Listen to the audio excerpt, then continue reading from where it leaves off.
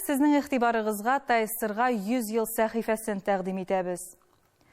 Алар турында уйлаганда ирексездән сабый чагында 1945 елның җәй азагындагы күренешләр күңелдә яңара дип җиткерә сәхифәне алып баручы Рөстәм Нәбиуллин.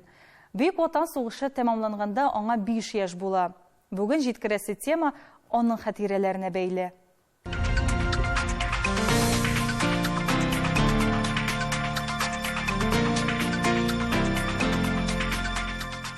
Исәнмесез, хөрмәтле тамашачыларыбыз. Тайсырның 100 еллык юбилее алдыннан яшәешебез тарихындагы күренекле вакыйгаларны барлаганда,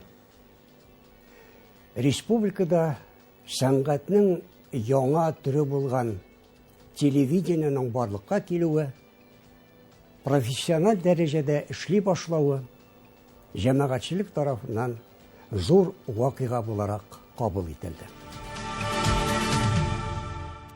Телевидениягә нигез салучылар арасында Бөек Ватан сугышы елларында батырлык үрнәкләре күрсәткән сугыш ветераннары да бар иде.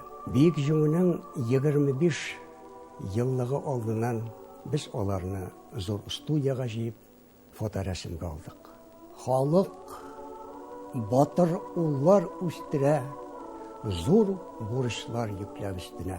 Җиңү яулап көрәш эчендә батыр уллар халкын үстерә. Күренекле шагыйрь Шәүкәт Галиевнең менә бу шигъри юллары барлык сугыш ветераннарына багышланган.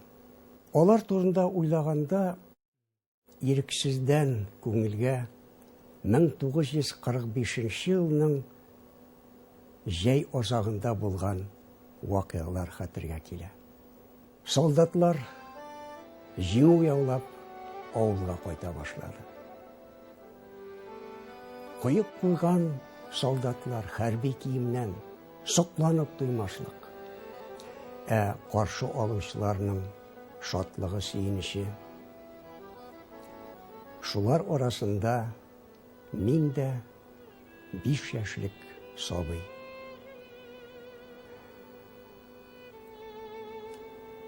Әтинең көчле куллары белән күтәреп алып һавага чөюе.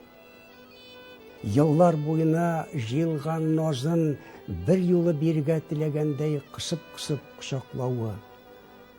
Ике якка бөтереп куйган куе мыегы. Битне кытыклый, иркәли. Аның кулында бару, җитәкләшеп, янәшә атлау, бәхетнең иң күге кебек тоела. Бу хисләр гомер буе саклана икән.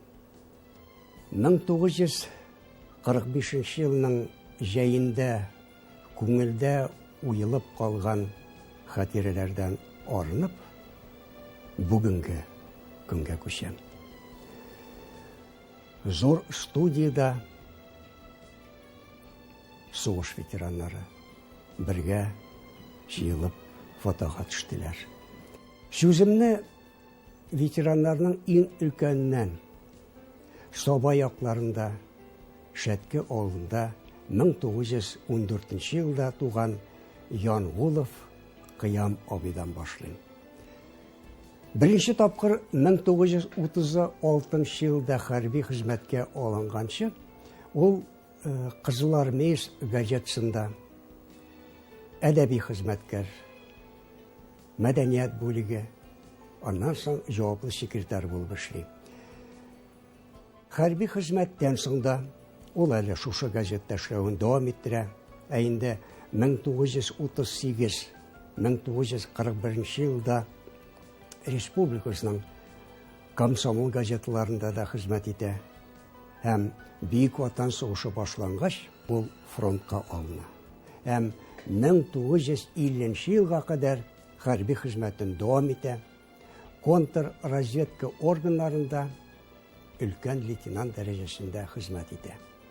Батырлык өчен медале белән бүләкләнә.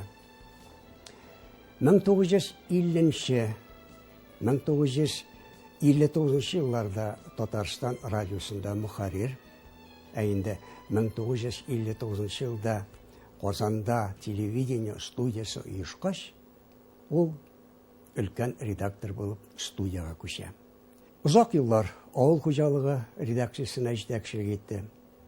Республикасының төрле районнарына барып, колхозларда, совхозларда булып, тиешле тема буенча тапшырулар оештырды.